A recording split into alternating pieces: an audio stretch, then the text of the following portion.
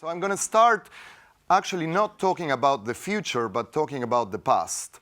And so many conversations around work, talent, and leadership today have adopted this hyper-focus on the future.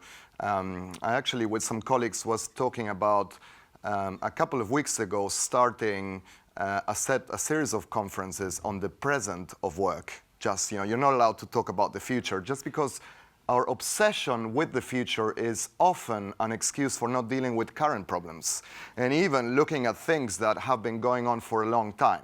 So I think there's three main conclusions that we can draw from these early stages applications of AI to the world of talent. And I think you need to understand that we are sort of in the dial-up phase. Wi-Fi hasn't arrived yet, so these are the early stages of AI. You remember dial-up? But it was very exciting, right? And actually, even though it was slow, you had more time because we weren't wasting that much time seeing what our neighbor's cat had for breakfast on Facebook. So suddenly we had more time. And it was still exciting to hear the noise. And then, wow, you can find things.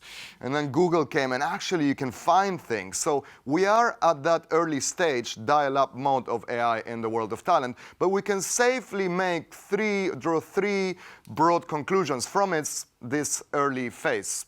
The first is that still, in any area of performance, knowledge, or talent, the combination of human intelligence and artificial intelligence, or humans working with machines, will produce better results, better outcomes than one without the other.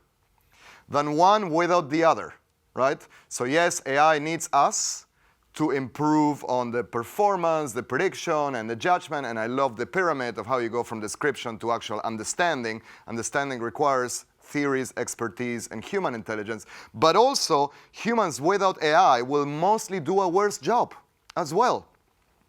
This we have seen very clearly outside HR and work. Like, all of you make predictions that are enabled by AI.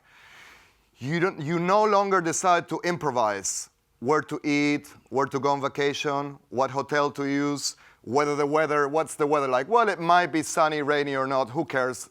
I'll surprise myself. So most of the innovations that have happened in the last 20 years are not just digital, but they are innovations around matchmaking that are based on prediction. And what AI does is takes care of a lot of the scalable and complex predictions that would be hard for us to manage.